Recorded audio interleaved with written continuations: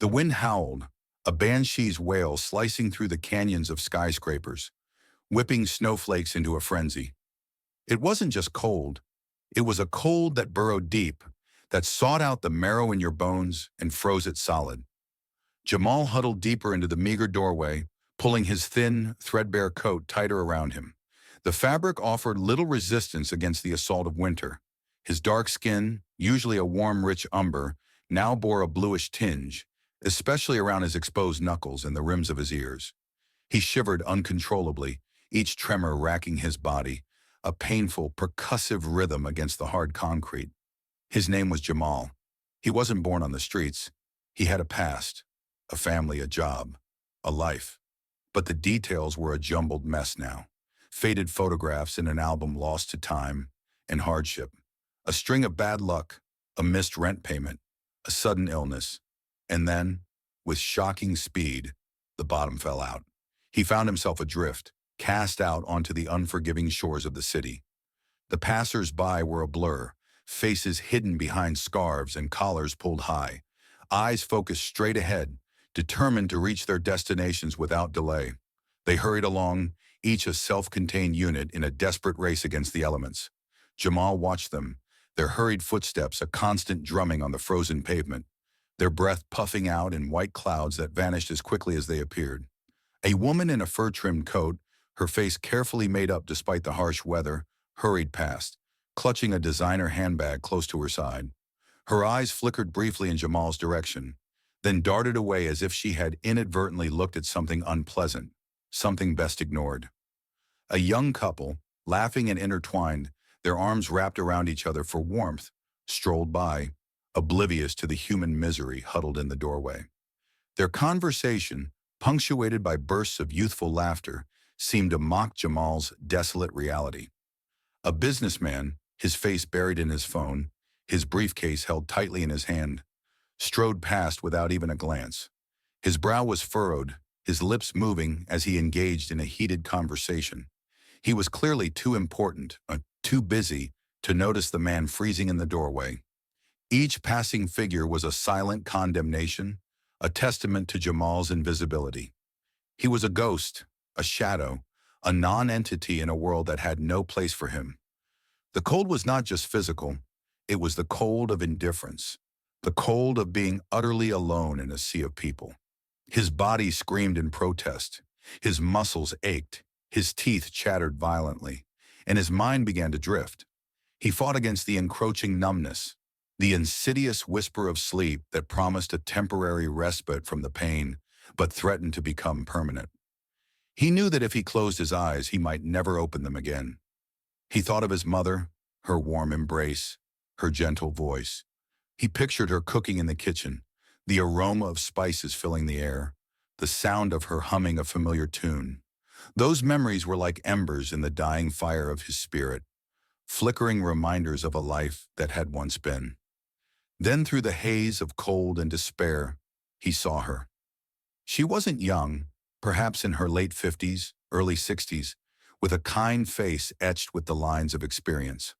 Her coat was simple, a practical wool garment, not fashionable, not expensive, but warm-looking.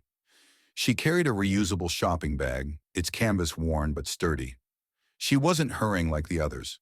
She walked with a steady, deliberate pace, her gaze not fixed on some distant goal, but focused on the present moment. As she drew closer, her eyes met Jamal's. There was no flicker of aversion, no quick darting away. Her gaze held, filled with a quiet, unwavering empathy. She stopped. "Are you all right?" she asked, her voice soft but clear, cutting through the cacophony of the city. Jamal couldn't speak. His throat was constricted, his vocal cords frozen. He could only manage a weak, almost imperceptible nod. The woman didn't hesitate. She knelt down, ignoring the grime and slush on the pavement, placing herself on the same level as Jamal. "You're freezing," she said, stating the obvious, but her words carried a weight of genuine concern. "Here, let me help you." From her shopping bag, she pulled out a thick, knitted scarf, its colors a muted blend of blues and grays. It looked handmade, slightly imperfect, but clearly crafted with care. She gently wrapped the scarf around Jamal's neck, tucking it in to shield his face from the wind. "It's not much," she said, "but it will help." The scarf offered a small measure of warmth, a tangible sign that someone, at least one person, saw him, acknowledged his suffering, and cared. Tears welled up in Jamal's eyes, tears that froze on his cheeks. I, I, he stammered, finally managing to force a few words out of his frozen throat. "Thank you." The woman smiled, a warm, genuine smile that reached her eyes, crinkling the corners. "Don't mention it," she said. "My name is Sarah." "Jamal," he replied, his voice barely a whisper. Sarah hesitated for a moment, her gaze scanning Jamal's face, taking in his condition, the lines of hardship etched on his brow, the despair in his eyes. "Do you have anywhere to go?" she asked. Jamal shook his head, a slow, deliberate movement. "Are you hungry?" He nodded. Sarah reached back into her shopping bag and pulled out a thermos. She unscrewed the lid, and the aroma of hot soup filled the air. It smelled like chicken soup, the kind his mother used to make when he was sick. "It's just chicken soup," she said, "but it's warm." She poured some of the soup into the lid of the thermos and offered it to Jamal. He hesitated for a moment, then took the lid and gratefully sipped the warm broth. It burned his tongue, but the heat spread quickly through his body, chasing away the cold, igniting a small spark of life within him. Sarah watched him, her eyes filled with concern. "I wish I could do more," she said. "I have some other things in my bag. A pair of gloves, a hat." She reached into her bag again and pulled out a pair of worn leather gloves and a woolen hat. She offered them to Jamal, who accepted them with trembling hands. He pulled the gloves on, the leather stiff and cold, but still offering some protection against the biting wind. He pulled the hat down over his ears, feeling a small measure of relief. "Thank you," he said again, his voice stronger this time. "Thank you so much." Sarah smiled. "You're welcome," she said. "Is there anything else I can do?" Jamal hesitated. He didn't want to impose, but he was desperate. I don't know where to go," he said. "I have nowhere to sleep." Sarah's expression clouded with concern. "I wish I could take you home with me," she said, "but I live in a small apartment, and I already have—" She trailed off, seemingly unwilling to share more. She paused, thinking. "There's a shelter a few blocks from here," she said. "It's not much, but it's warm, and they provide a meal. Would you like me to walk you there?" Jamal nodded gratefully. "Yes, please," he said. Sarah helped Jamal to his feet. He was weak and unsteady, his legs stiff from the cold. She Podurzavala supported him, her arm around his waist, offering him her strength. Together they started to walk down the street, Sarah supporting Jamal, their progress slow but steady. The wind still howled, the snow still fell, but now Jamal wasn't quite so alone. He had Sarah, a beacon of hope in the bleak landscape of his life. As they walked, Sarah talked to Jamal, asking him about his life, his story, his hopes and dreams. He hesitated at first, reluctant to share his pain, but Sarah's gentle persistence eventually wore down his defenses. He told her about his family, his job, his struggles, his descent into homelessness. He told her everything, pouring out his heart to this kind stranger. Sarah listened patiently, offering words of encouragement and support. She didn't judge him, didn't condemn him, didn't offer empty platitudes. She simply listened, offering him the gift of her presence, her empathy, her understanding. As they approached the shelter, a large, imposing building with barred windows, Jamal felt a wave of apprehension wash over him. He had been to shelters before. He knew what to expect. The crowded rooms, the harsh conditions, the desperate faces. He stopped walking, hesitating. Sarah stopped with him, sensing his reluctance. "It's not ideal," she said, "but it's better than freezing on the street." Jamal nodded, knowing she was right. They reached the entrance of the shelter, a heavy steel door guarded by a security guard. "I can't go in with you," Sarah said, "but I'll wait here for a few minutes, just to make sure you get settled." Jamal nodded, grateful for her kindness. He turned to face the shelter, took a deep breath, and walked toward the door. He pushed it open and stepped inside. The noise and the smell hit him like a wall, a cacophony of voices, a mixture of sweat, stale food, and disinfectant. The room was crowded with men and women, all huddled together, seeking warmth and shelter. Jamal looked around, his heart sinking. He didn't see a friendly face, didn't see a sign of hope. He felt a tap on his shoulder. He turned around and saw a woman standing behind him. She was young, perhaps in her early 20s, with a tired face and haunted eyes. She wore a stained and torn coat, and her hair was matted and tangled. "Are you new here?" she asked. Jamal nodded. "It's rough," she said, "but you'll get used to it." She smiled, a sad, weary smile. "My name is Maria," she said. "Jamal," he replied. Maria led Jamal to a corner of the room and gestured to an empty cot. "You can have that one," she said. Jamal sat down on the cot, feeling a little less alone. He looked back towards the door, hoping to see Sarah, to thank her again for her kindness. But she was gone. Jamal felt a pang of disappointment, a sense of loss. He wanted to thank her, to tell her how much her kindness meant to him. He wanted to know her better, to understand what had motivated her to help him. But she was gone, vanished as quickly as she had appeared, leaving him with only the scarf, the gloves, the hat, and the memory of her kindness. He wondered if he would ever see her again. He sat on the cot, staring blankly ahead, listening to the cacophony of voices, feeling the weight of despair settling over him once more. Then he noticed something. Tucked inside the pocket of the scarf, he found a small, folded piece of paper. He carefully unfolded it and read the message written in a neat cursive script. It said, Isaiah 58:10, "And if thou draw out thy soul to the hungry, and satisfy the afflicted soul, then shall thy light rise in obscurity, and thy darkness be as the noonday." Beneath the verse, Sarah had written her phone number. Jamal stared at the number, his heart pounding in his chest. He pulled out his own battered phone. His fingers trembled as he entered the number and pressed call. He raised the phone to his ear, but Sarah did not pick up the phone. Jamal held the phone to his ear, the silence stretching, amplifying the cacophony around him. Each ring felt like a hammer blow against the fragile hope Sarah's kindness had ignited. Would she answer? Had she already regretted her impulse of generosity? Maybe the number was wrong.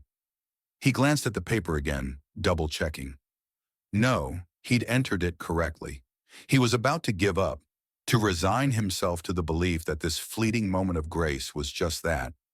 Fleeting, when he heard a click. "Hello?" Sarah's voice, warm and familiar, cut through the din of the shelter. Jamal's breath caught in his throat. "Sarah? Jamal? Is that you? Are you at the shelter?" Her voice was tinged with a gentle concern. "Yes, I just wanted to thank you again," he stammered. "For everything. And for the number. I found the verse too." Sarah chuckled softly. "You're welcome, Jamal. I just felt compelled to help. That's all." "But why me? People were just walking by," he said, the question burning within him. There was a pause, and Jamal could almost hear Sarah searching for the right words. "I can't explain it," she finally said. Perhaps I saw a bit of myself in you. We all fall on hard times, Jamal. Some of us are just luckier than others." "But the others," he said, "they just ignored me." "I know," Sarah said with a sigh. "That's the sad truth of this city, isn't it? We get so caught up in our own lives, our own problems, that we forget to see the people around us. We forget to show compassion." "I won't forget what you did," Jamal said, his voice thick with emotion. "You saved me." "Don't say that," Sarah replied gently. "You saved yourself by reaching out and being there at all when you did see me trying to call to this number." I don't know what to do now," Jamal confessed. "I don't want to stay here." "I understand," Sarah said. "The shelter isn't a long-term solution." Another silence stretched between them. Jamal could hear muffled voices in the background on Sarah's end. "Tell you what," Sarah finally said. "Can you wait there for me? I need to run out of my errands. Maybe I will go get an apartment later for some charity organization." Jamal's heart leaped with hope. "Really? You would do that?" "Yes," Sarah said. "Just promise me you'll be there. Okay?" "I promise," Jamal said, his voice filled with renewed determination. "All right then, I will come get you in like 4 hours from now," Sarah said. Jamal sat on the cot, clutching the phone, his mind racing. 4 hours. It seemed like an eternity. He watched Maria talking with some of the people. Seeing them with their smiles, he felt like he fit in perfectly. and he wondered if Sarah would keep her promise. Maybe this was all just a dream. He closed his eyes, trying to block out the noise and the smell, clinging to the image of Sarah's kind face. 4 hours passed in a blur of anxiety and anticipation. Jamal barely moved from the cot, afraid to miss Sarah if she arrived early. Maria tried to engage him in conversation, but he was too preoccupied to pay attention. Finally, he saw her. Sarah stood in the doorway, her face radiating warmth and reassurance. A new smile played gently in her soft mouth, and her eyes grew with joy with Jamal making it to the phone at time. With that alone, the connection could stay alive. Her new hope grew with her as he noticed his determination to go for it, making it a reason. Jamal felt the strength and joy again, growing throughout. The happiness gave a reason again, something to look forward again with more faith in mankind after the rough journey, knowing it's only going to go upwards. This chance to see Sarah will turn from a coldness in the streets to hope that someone truly has a great soul. Jamal walked back toward her with a strong walk full of enthusiasm. With some final goodbyes with Maria and new friendships built through the journey, everything just felt better to look to, with only great perspectives in mind. There would never be an opportunity as great with seeing a moment, such a true moment, full of happiness and joy for mankind. The faith that lost would rebuild by time, but moments such like that, you cherish them. This alone was proof the life had to mean to continue fighting. Jamal grinned, looking with eye contact to make sure everything truly would make it to go through. Now looking at Sarah, all ready and set, it could be nothing short of great. He still wanted a place to make defined, but still one step at a time, and taking only joy. Everything had its way when true compassion meets opportunity, with both on the other end working together, and this case shows with each. Now getting a final greeting for great luck and seeing more greatness can only come with its warm smile, with only good thoughts to make everything into new perspective. So ready for what you have, Sarah says, grinning and proud. It's going to have lots and lots to give in its store for opportunity alone. She spoke about, I'm ready, truly all ready. I look forward for new journey, Sarah, Jamal said with excitement, knowing anything happens. Faith can make all differences as alone. So far, great kindness can never truly fail an end. He truly felt gratitude. Now walking along the city, they see a big smile back from the streets, as the streets themselves become a new world of perspective, knowing it can go to amazing heights alone. What an amazing trip in sight to even consider making into journey so far. Truly such greatness. All through there, no one else makes sight seeing such beauty which felt unfortunate. With this, it really showed there was many problems, that no one truly got the same view of kindness at play when everything else fails. Truly the best had came now for an amazing blessing for a person. With it, Sarah holds so dearly everything in faith in mind always. Soon Sarah pulls over, revealing with amazing luxury car that most of all, it makes look beyond the image, with what person it came out the same time too. She then smiles. We had amazing stuff, but all there's to it is finding love. With a small home with the perfect little doggie she comes in, its now official home as her companion.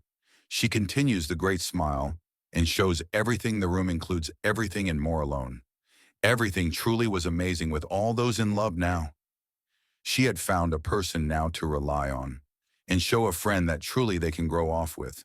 It shows even from the worst comes something so very good, with the best alone always an end. Jamal will surely bring so great opportunity to everything with the hard and tough, but never given the perseverance. Always believe in good, and now that has really paid off. This had really given so more back. The faith and light came too so far. So you ready to go with the life? It may get touched now, but this chance and luck, all you gotta pay and use it, says the angel herself. Jamal knows. All faith leads. But to truly work your end it to reach greatness, always through end, never give up the perseverance to all with great. Jamal will begin and have such blessing on the people again, such an awesome beginning and end. Never ever falters on belief, because it will work one way. Everything falls where it leads when you push life and heart. With this the ending, it the beginnings, and a way for a grand end ever always. It works where your work does. The way it works never is over when love shows with blessing of all work, always through the kindness alone, with strength forever as always, with luck as blessing too ever. Only if there is a will, the best ever through end as all leads back there, with the grace through faith itself in mind, so that way never falter. Always remember why kindness always leads and love brings back with reward. With faith with you, ever nothing could stand it at end. The best will lead you, and it starts as the begin. It works at what the life leads only, but not at your time now, at ever.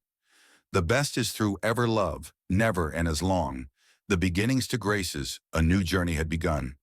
The way as faith alone ever was. The road it always lead to only kind faith along her, through every bit.